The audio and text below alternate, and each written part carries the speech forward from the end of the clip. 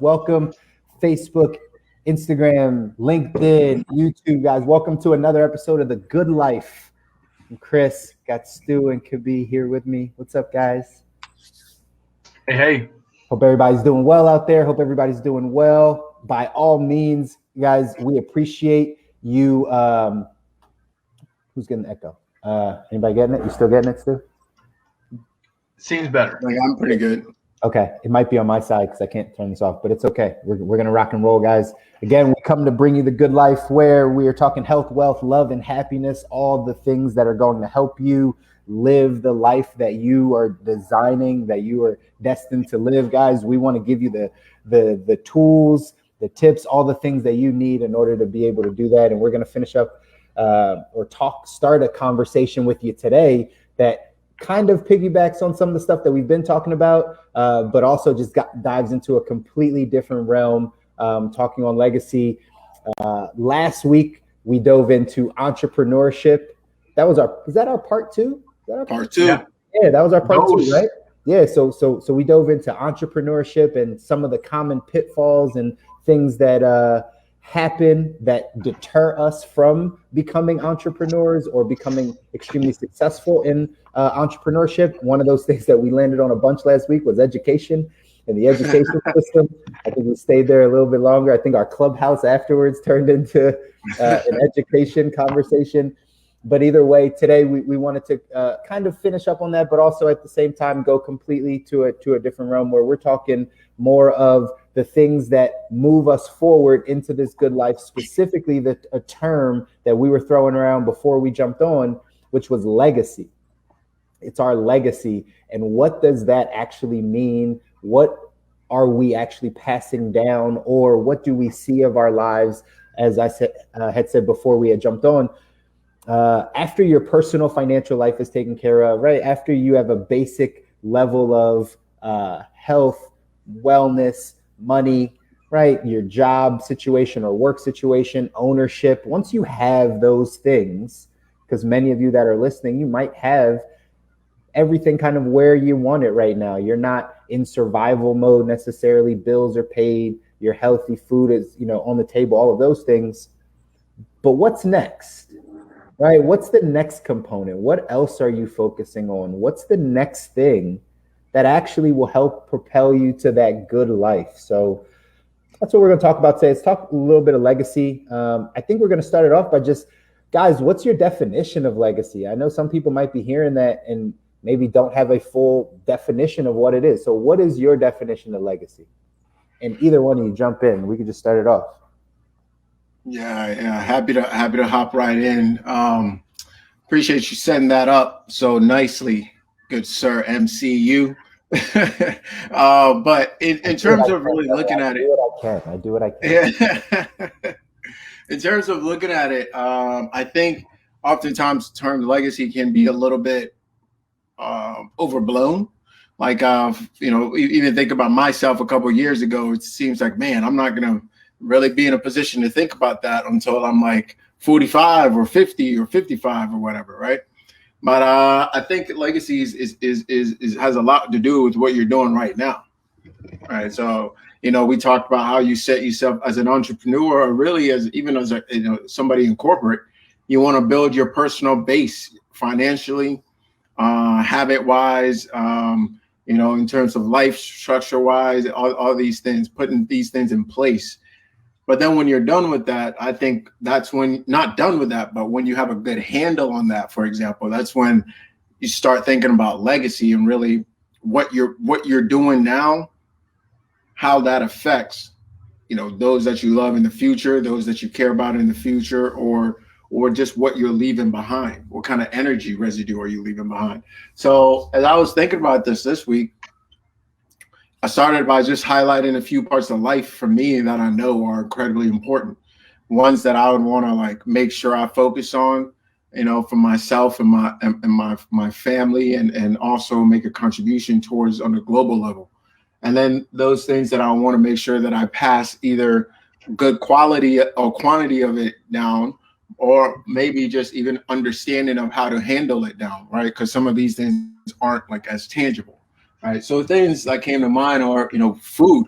for me, especially being the health guy on this panel, our food and our access to food is so incredibly important, because in times of turmoil, in times when things start to get shaky, as we saw last year, one of the first things we really start to think about, or that starts to thin out, is food, and good food. And even in times where things are good, we got to think about the quality of the food that we are getting. You know, I always think, like, it's so easy to go get a meal that you didn't have to do anything for, right? What I mean by this is it used to be that if you wanted mutton, if you wanted, let's say, beef, if you wanted a burger, if you wanted something like that, man, there's a lot of energy that goes into that, right? There's a whole lot of energy that goes into, like, getting that on your plate.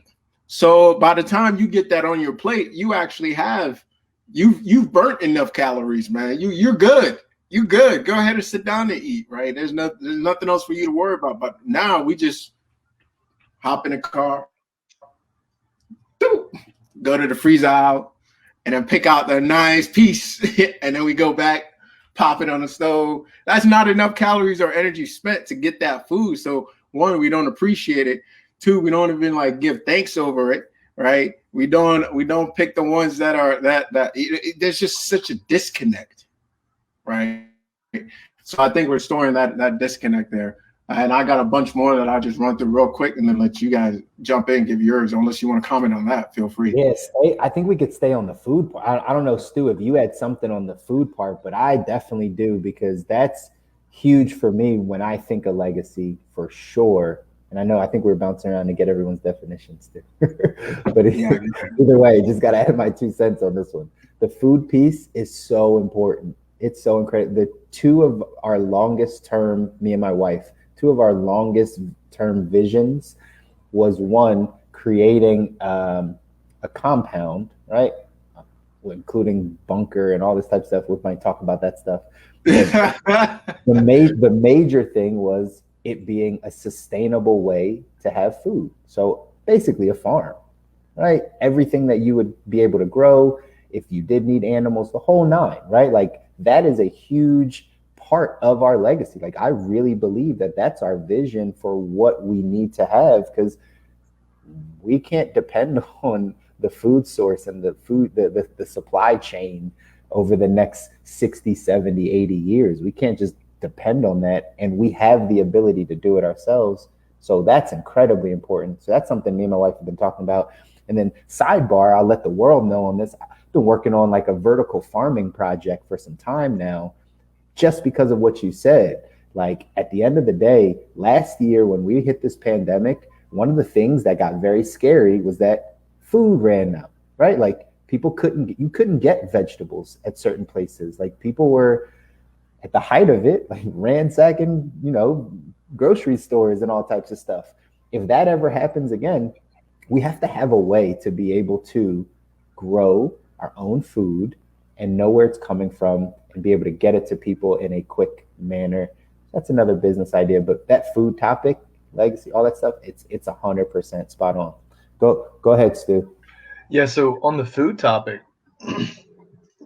I think the main thing that comes to mind with legacy on that is passing down, like, good eating habits to my kids.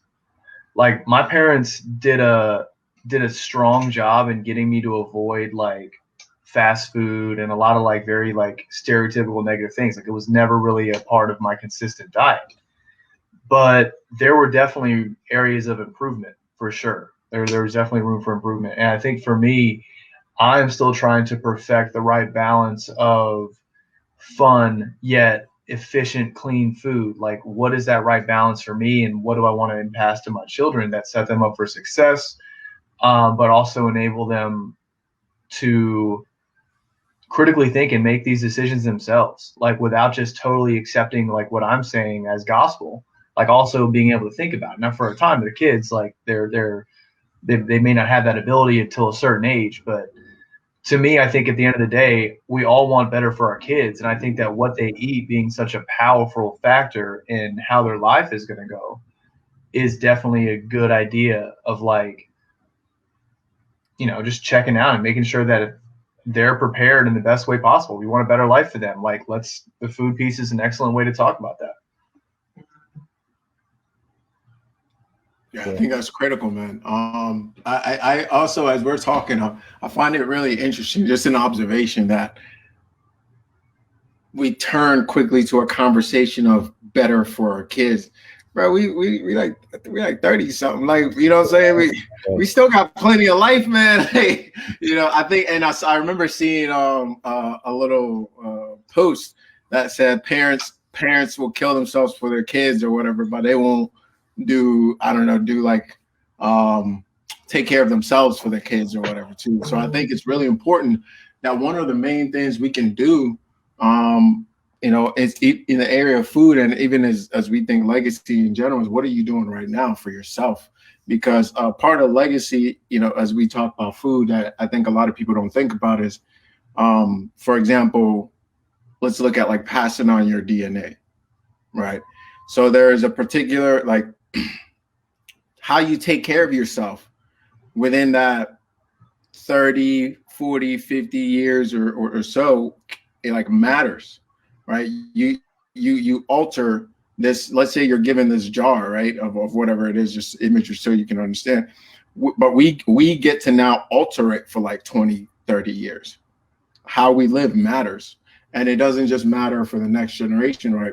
It obviously does, but it matters for us right now, how our what we received is expressed, but also in altering that within the particular range for the next group too. So I think, you know, it's real quick. The conversation really quickly jumps to like for others, but I think first and foremost, start with what we do with ourselves. Why do you think that happens? I'm curious because I see it on my side a bunch also, but I'm curious to hear your thought. Why do you think that happens, that we kind of pawn it off on the kids? Yeah, honestly, I think it's a lot easier, right? As human beings, we do have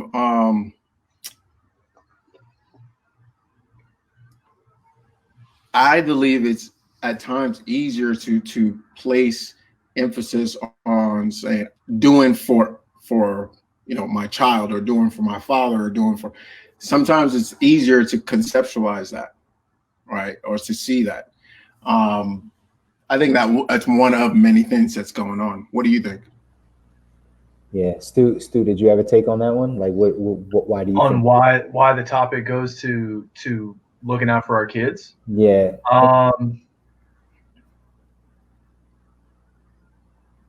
It's such an interesting question. I mean, the first thing that comes to mind is like the idea of it's easier is really resonating with me right now.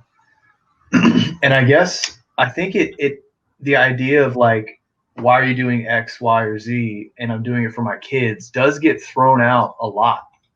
Like, it's for the kids, you know, like I'm staying together in this relationship for the kids. I'm doing X, Y, and Z for the kids. And what's interesting is like, where do we get off? Like, I think one of the most common examples that I'm familiar with is that one I just mentioned about how, you know, like, let's stay together for the kids. Like, they're kind of smart. All right. They recognize that there's something off in the relationship and people don't want to be there anymore. So is it really beneficial to stick around until college for them? Are they getting what they need out of the household for that? So the whole idea of let's do it for the kids, it does seem like a huge oversimplification, because, you know, with that example of staying together in the household, you're naturally assuming that your kids are going to be better off because they still are growing up in a 2-parent household. You're excluding the fact that they still have 2 parental figures that love them. They just might live under different roofs. And I'm not going to get into that. As you guys know, I'm not a parent yet, and maybe Chris, you might have something on this, but overall, it's an interesting observation. It does seem to be an easy scapegoat. Like, I'm doing it for the kids, and it's like, it gets everybody off your back. Wait, hold up. I think you snuck in the elephant at the end there. I think there's a lot of pre-packaged respect that comes with it, right? Pre-packaged acceptance. Pre-packaged, like, Oh, yeah, of course. Of course. It's kind of like, wait, really? You're really not going to give up your seat for the pregnant lady?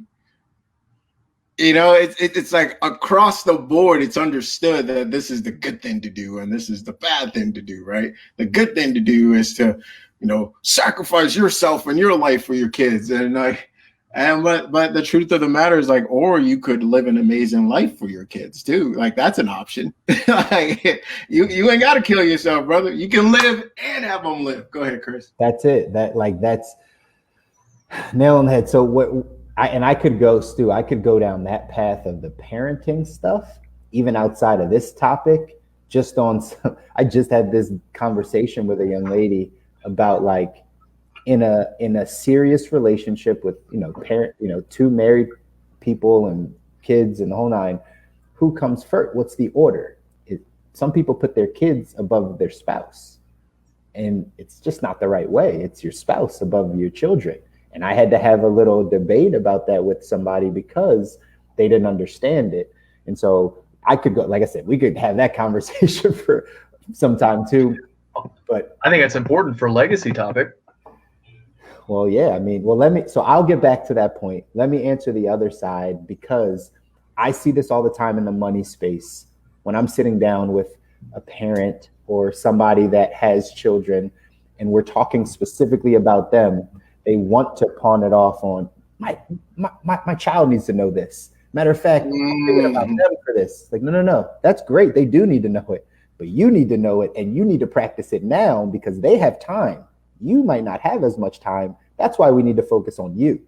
And a lot of times that, right, like they want to just push this off like it's past them, like they can't change or they can't correct or they don't want to change or correct. So it would just be easier to instill this new information into their children. And so they kind of pawn it off. So I've seen that a lot. And I've always kind of wondered what that came from. And a lot of the things that you guys already said is really what I believe it comes from, right? It's just either a lack of accountability or thinking that, like, this is the right thing to do. Because if I say, hey, I'm doing this for my children, I'm taking care of them, then it sounds better or feels better. But in general, a lot of parents, just from a money perspective, a lot of parents are not in the financial position that they need to be in to even give good guidance to their children about what they should do financially, but they're unwilling to work on themselves and their own financial habits and issues and the things that they're seeing. And they just want to, like, start brand new with the children. It never happens that way. So happens with food, happens with happiness. Same damn thing. Not having it, but still giving advice on it like they know what's about. It's crazy, right? It torments me, the idea that that's happening every single day around us. Yeah, it happens. And like you said, it happens in every area.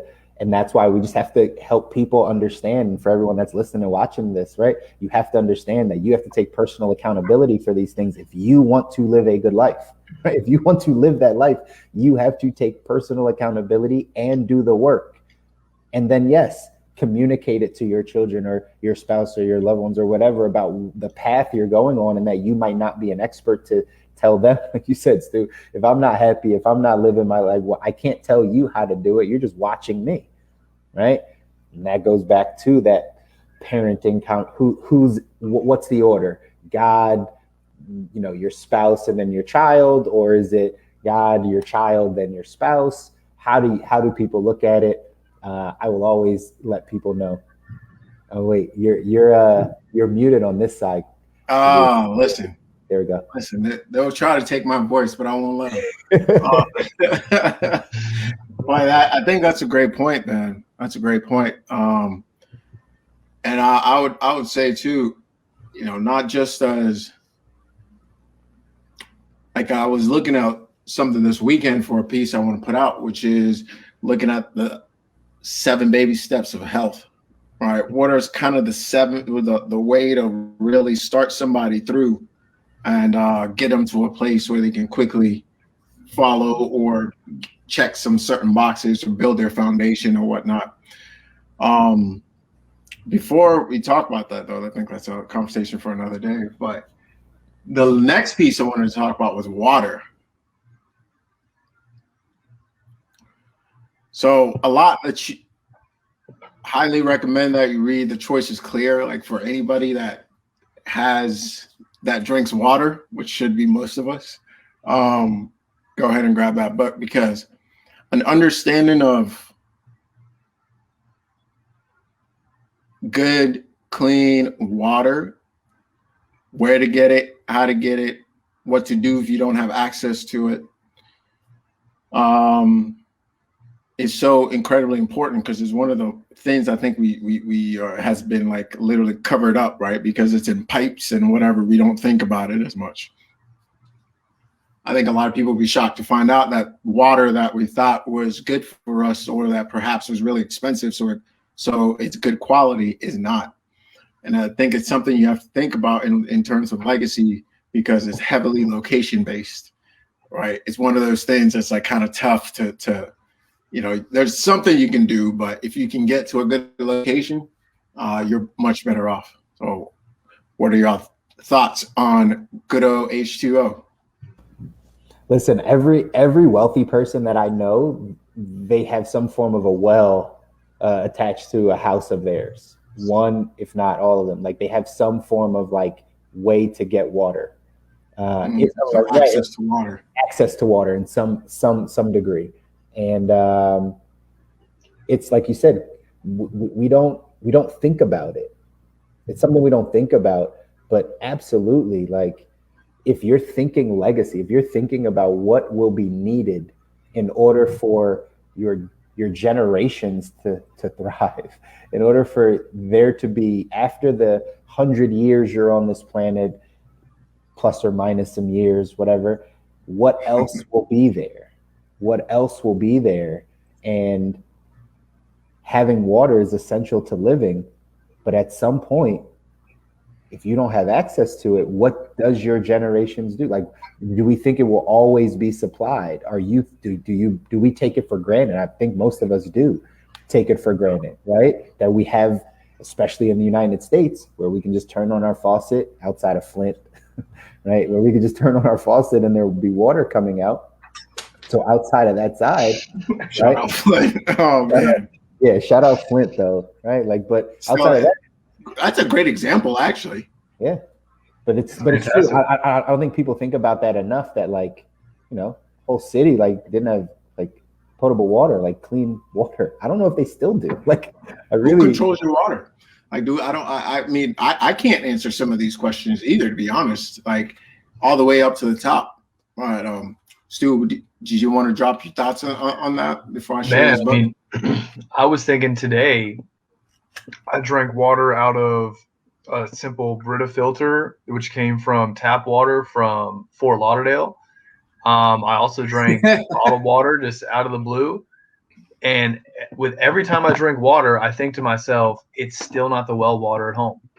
It's just not. It's not the same thing. Like, it doesn't have the same sweetness that the minerals bring to it. It's clearly got chemicals in it. It's processed. It's flat. It's just not enjoyable. And part of me always wonders, like, when am I going to finally move back home and get back on a well and get away from all these chemicals? Because my parents are doing great at their old age. And I think it has to do with the fact that the water they consume is completely pure. Yeah. And so to me, like, that's like the legacy that they unknowingly bestowed upon me, is growing up with great water and then moving to a city to have fun and to meet people and sacrificing that. So to me, I think that the legacy behind water is like just informing your kids like how water is not just water. Water is not all the same. Not at all.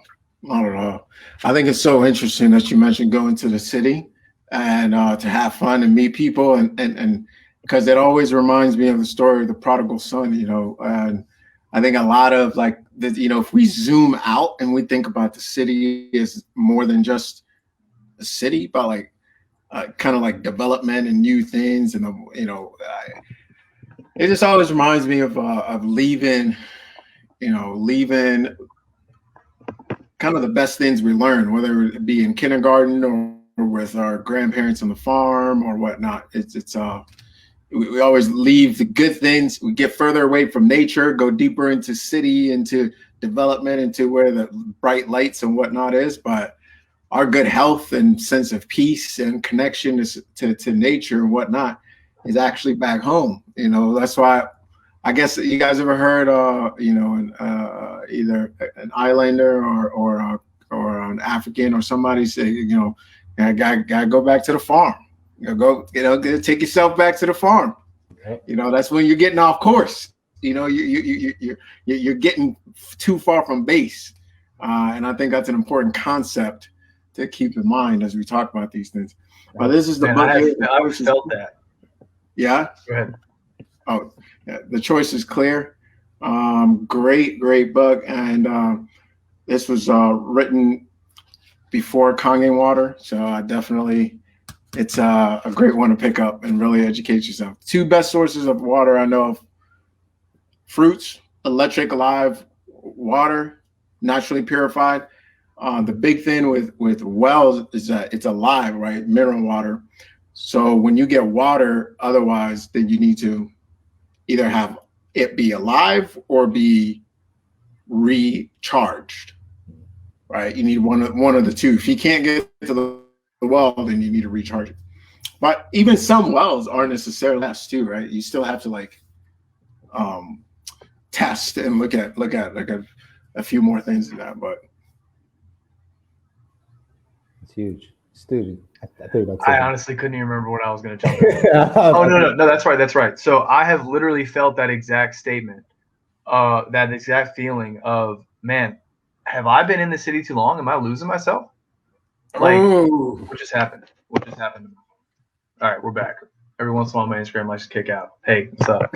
So I have been at a bar or just in a large group of people and just all of a sudden notice man, I have nothing in common with these people. A lot of these individuals have grown up completely in the city. They've never lived out in the middle of the woods, and just things and priorities and values are different. And, who am I to say who's got the better way of living? That's up for everybody to come up with it on their own. But for me, that is a very true thing. Just go back to the farm. I like that. I've never heard that before, because there are definitely times when I'm like, man, I'm over it. There are a lot of pros in the sense that there's a lot of things to do. There's a lot of cool people to meet, but what type of meaning do I get from it? Does it pull me away from my values? Are there too many distractions? Is this adding to anxiety? There's just a lot that kind of comes to mind when you mention that prodigal son. Yeah. Prodigal only child, I should say. Yeah, that's so, I think it's critical to really think about that, as when you're feeling off base, out of alignment, disempowered. I think it's really that's for me. Those are times when I have to ask myself, do you need to go back to the farm? You got to return to base. You got to reground yourself. I always think it's really interesting too. I'm doing some body work courses, and one of the things you always do is ground yourself, right, before you do anything else. And it also reminds me of grounding, a wire before you connect the batteries in a car, right? It's so important to stay grounded, 10 toes down, right? And I think those things, we can't overlook the little things we say in language to communicate this simple, true wisdom from person to person, right? Well, what does your gut say? Follow your gut. There's a reason we say all of these things. And I think we can pull a lot of truth from them to help us guide us here in this here crazy life in the city. That's huge. That's huge. I'll take it a step back, since we're having a legacy conversation and we're talking about, sometimes I'm sure there are people that are listening that may not have ever considered legacy or don't even understand kind of what that is. And what you just said could be about grounding. It really just has to do with all right, what do you even know your foundation? Do you even know kind of what the starting point is and what the foundation is for you to build legacy. Because again, a legacy or anything can't be built on shaky foundation. House can't be built. I talk about this in a financial standpoint a lot of times, and I say you need a financial foundation. If you want to start getting into investing and that's the 201. You need the 101, which is your foundational things. Same thing on building a legacy. Like, we could talk about, having a water supply and, all of these things. And there's somebody listening potentially that's like, my kid never drinks water. Like, he gets like one glass. He gets like a glass of water like a day or something. Like, that's it. Like, maybe, right? And so, like, just to even know that water being one of those things that we're thinking about, like, man, we got to have access to. Some people aren't even giving their kids or themselves. Forget the kids, right? They're not even giving themselves adequate amounts of water, or if that's even important for them. How do we get to a place of understanding, like, what is important, right? Like, I think that's taking it like a step back. Like, how does someone figure out, like, what are the most important things? I know that's what your whole list could be like, these are the things that are important for you and your family and your legacy. But you came up with a list. Like, how does someone else come up with a list? Like, I don't, what do you guys think? Yeah. I think that's a great question, man. I think that's a great question. But I think when you really sit down, I'll offer this. When you sit down and you put pen to paper and you say, what are the different areas in my life that I care about? Like, just care about, right? I think after a while, we'll all come up with kind of the same general, like 7 to 10. Relationships, health. I don't know. You guys name a couple. Money, right? Money, there you go. Like happiness, right? Yeah. So we come up with a very similar list, and then I think you look at that list and you say to yourself, okay, well, where can I grab a blueprint, right? A proven blueprint, and I'll put this block in place, and I'll put this block in place, right? So, for let's say the money one that you guys said at the same time, there's a blueprint, a personal finance blueprint out there for at least the first few steps. You know what I'm saying? At least like the first 4 or 5, like what you got to do, right? There's also in terms of like health, for example, there's a couple few steps that you can take now. My advice would be to find an individual who has taken these steps themselves and is willing to be a teacher or guide you through the first few steps so you can build a 101 level, right?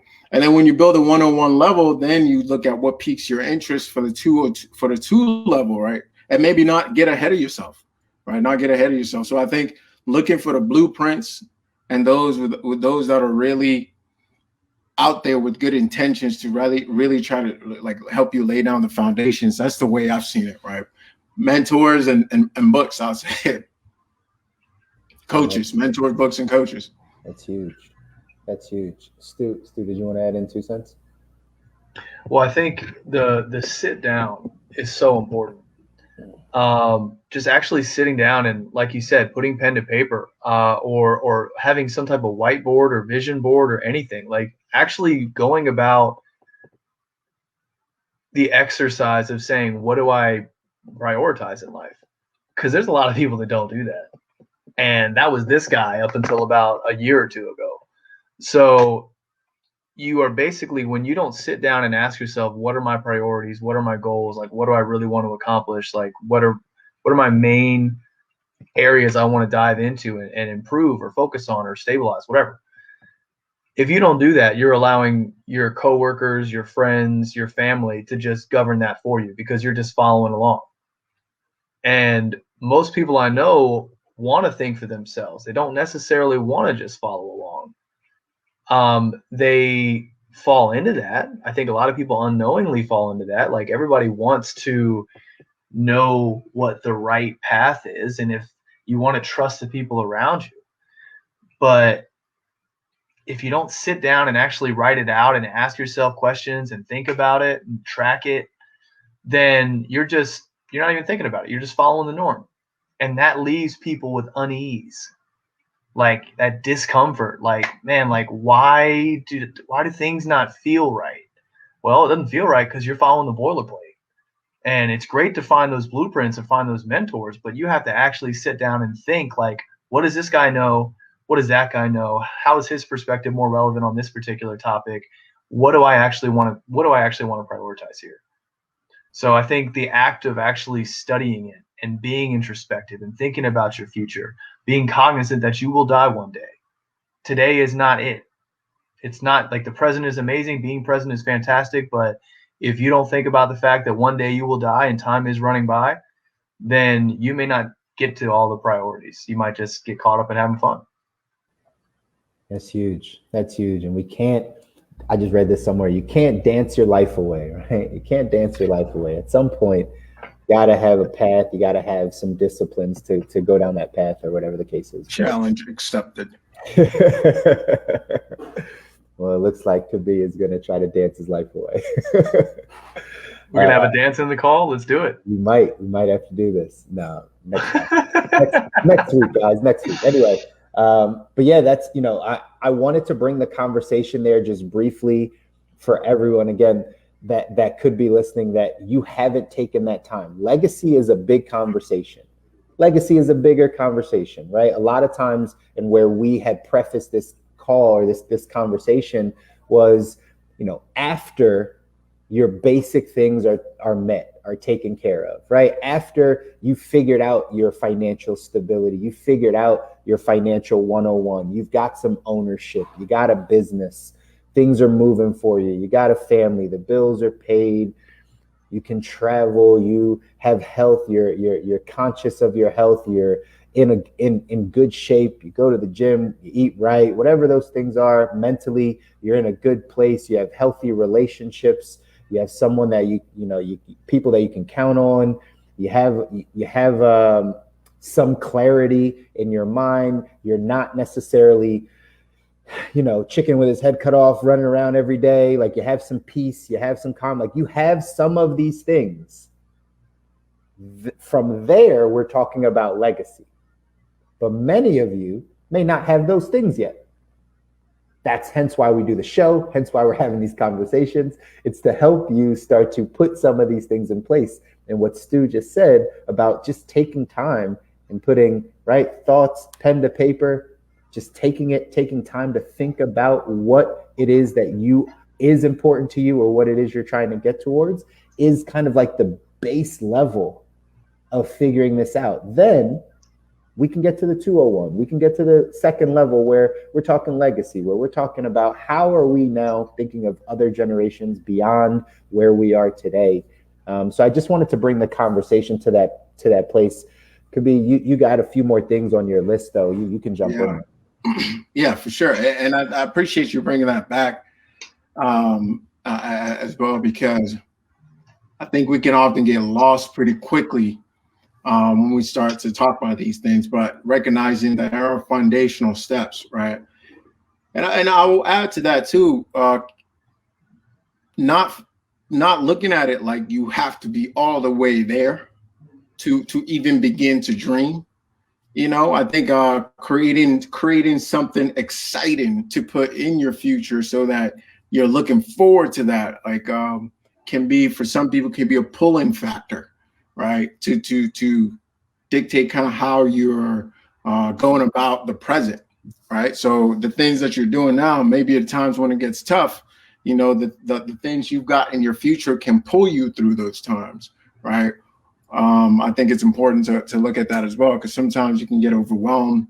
It's like, well, shoot, I'll never get there, so that I'll never think about it, right? Or I'll never get there, so what's the point? I feel like a lot of people are in that place, to be honest. Again, I see it a lot on the money side.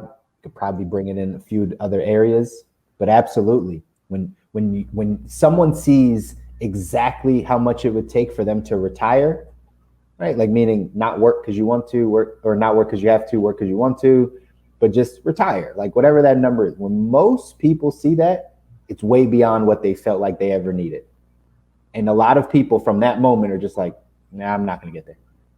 They literally just just give up. Like, oh, that's just way too far out. right? And then that, again, this is something that we have to overcome as people, to understand that, like, take one step at a time. As long as you have your bullseye, as long as you have the target, you can get there. You can, but you have to continue to push and go. So, yeah, for sure. And then going back onto this list a bit, one thing I had on here. You had something. I saw him. Oh, go ahead. Yeah, you saw that. You saw that. Yeah. I saw you, man. I think what's interesting about that is the way you mentioned retirement. What if there are individuals out there that don't necessarily care about retirement because they just want to create a lifestyle where they make enough money and they don't mind working because they love the work? The answer to that question, or what I pose to most people, is that may be correct, but at some point your body will not allow you, nor will your mind allow you to continue to work. That's just what'll happen, right? Like, even if you think you want to work for 70 years of your life, that's great, by all means. However, at some point, if you don't have ownership, let's go back to last week's conversation. Mm-hmm. If you don't have ownership, you ain't having a job at 79 years old. There ain't nobody hiring you to come do the thing at 79, right? So yeah. That's out of the window. So unless you own your thing, you probably won't have work. And on the other side, right, you're going to get older. Are you paying attention to your health? Are you listening to the good life? Are we having the conversations? Are you going on your solid food vacation, right? Are you doing those things now? Because if not, when you're 78, your body will break down. Like, your body, like, you won't have the ability to do those things. Mm-hmm. You won't have the ability. So there will always come a time that you're going to have to slow it down to a degree or change paths somehow. So yeah, and that's interesting, because if you don't plan for your retirement, then all of a sudden someone's going to make the plan for you, which means assisted living or something that you don't necessarily have control over because you're not in control of the finances. Absolutely. Goes back to our conversation last week about ownership. Goes back. And the older you get, the more expensive your health gets, and that's unforeseen. And I think that, and the less money you make if you have a job. Both of those things cross, right? Like, as you get older, you're going to start making less money because you're not, like, meaning like after 65, like, you're going to make less because companies aren't going to hold on to you. You're not going to just keep raising an income unless you have ownership. So that's going to decrease. Your income is going to decrease, and your medical expenses and your medical bills and your healthcare will increase. Absolutely. And that's a scary place to be for a lot of people, and they're there. And again, this goes back to the conversation of, we're not talking about the kids here. I'm talking about you, Mr. 56-year-old person. Well, yeah, right, absolutely. But in some ways you are, because you could be potentially creating a financial burden for your kids. And who wants that? Absolutely. 1,000%. You absolutely are. You absolutely are. So yeah, and that's the link. That's the link. I say, I appreciate you guys bringing it full circle. That's the link. By taking care of yourself and thinking about these things, you are actually taking care of the kids. By not make sure you're not providing them with a burden but blessings. Right. So I think that's huge. Did we want to attack the next one with the time? Yeah. What you got? All right, cool. So we got energy, and we'll put it together: energy and security. All right. I think if you look at start to look at your pie, because one thing when you get to the legacy level, at least the way I conceptualize it, you start looking at ways to be financially independent, right, of the system, right? You're independent of the matrix in and of itself. And one thing you got to think about is, when you look at the pie of your expenses and what you spend after you get out of food and shelter, you get to energy. And I think a lot of us also don't think about security. But once your personal wealth starts to grow, that's when you see the Charles Barkleys and whatnot with their own security guards, right? Because the stakes get a little higher. And I think that's natural. And a lot of people don't think about that because it seems like really far away. But I don't know, man. If 2020 taught us anything, it's you have to stay prepared. It happen in a minute. Yeah.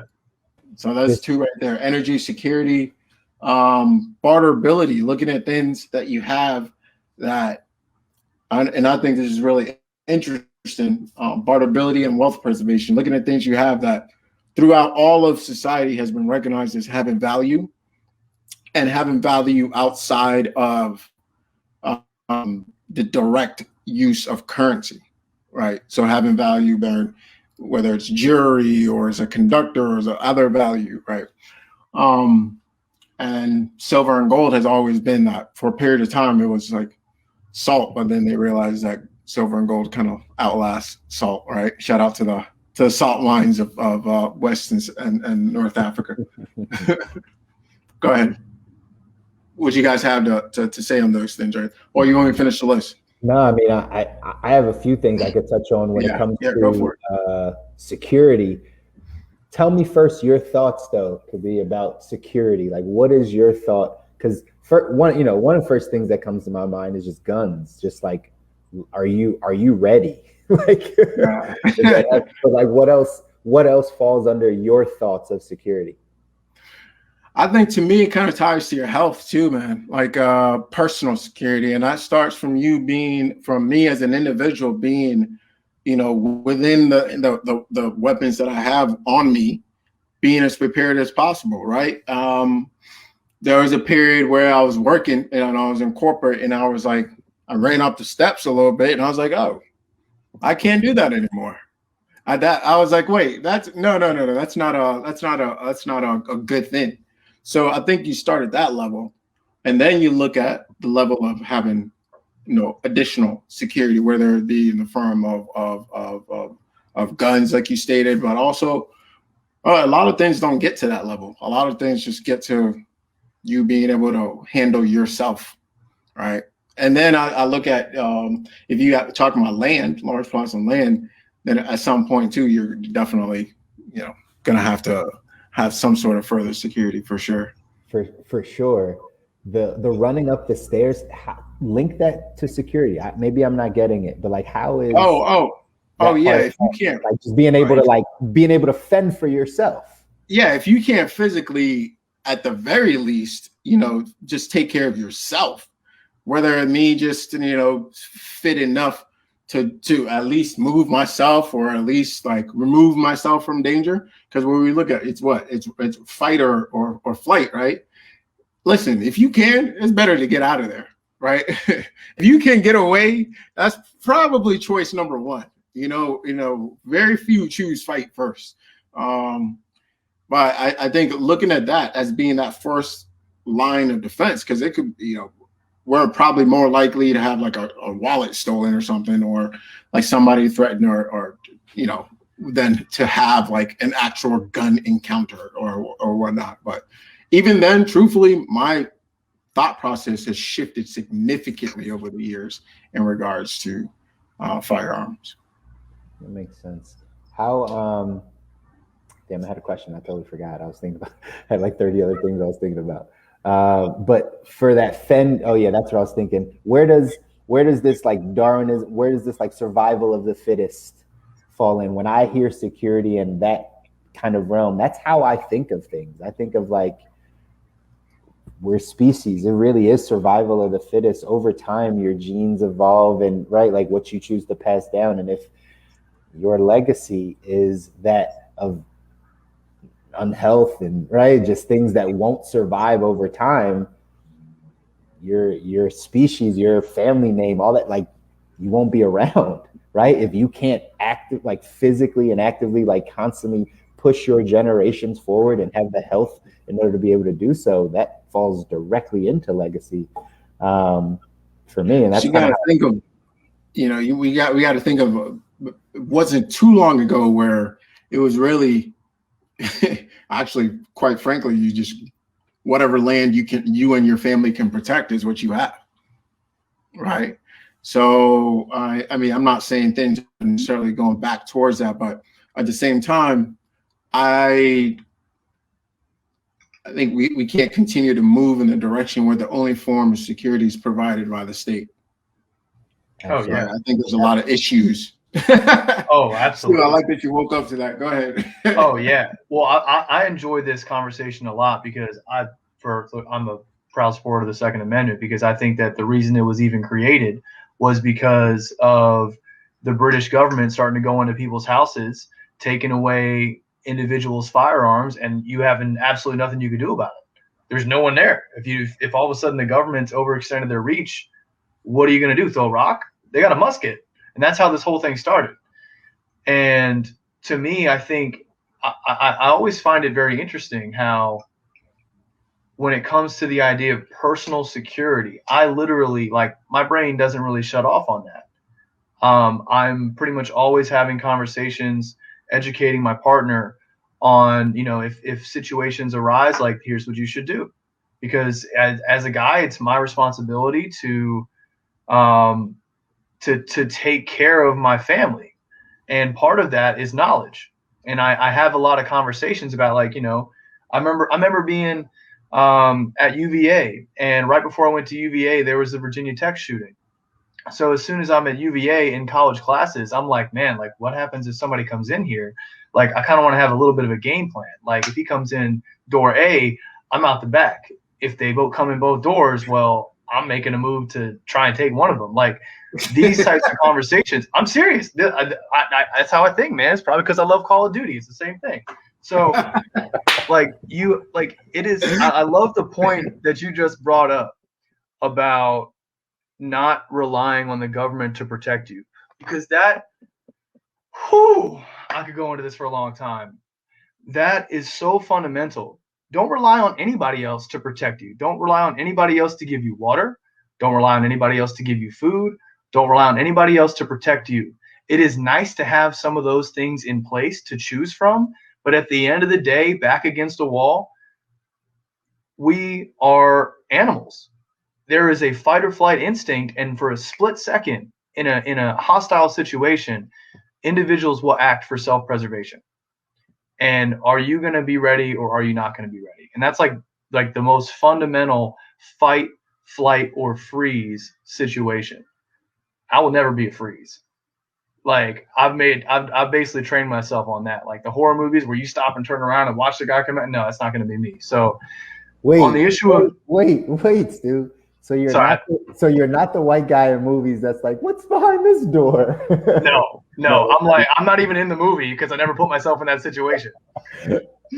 But like, I love the topic of security because, we mentioned firearms and not necessarily relying on the state to protect you because, there's so much controversy over whether or not the government is properly protecting us and respecting our rights. Well, the beautiful thing about the right to bear arms is you get to protect yourself.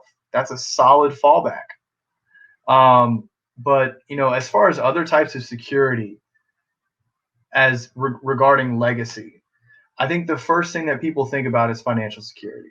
That's like the most common thing people think about in society, I think, is like, I want to leave like a nest egg or some type of ownership or at least, some type of inheritance for my kids. And I think that makes sense. That's the currency we have right now. Other types of security, emotional, when it comes to relationships. Do you feel stable and secure in your relationship? How important is that to you? To some people, it's not. If you find two very independent people who, they both have their own businesses, their own career paths, they enjoy having someone as a partner, but they are not dependent on one another. They could easily say, man, it's just not working out. I love you, you love me, but it's not the right time. And whatever, they go separate ways. Some people don't need that kind of security. What other types of security are there? I love this topic. What else we got? I mean, you're hitting the nail on the head. When I think security, like, again, my brain just keeps going back to this protection, right? How are we protecting ourselves? How are we protecting our legacy? How are we protecting things?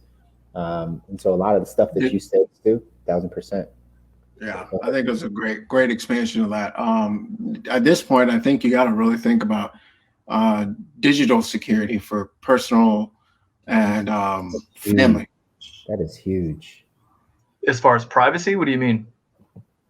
Yeah, privacy, information.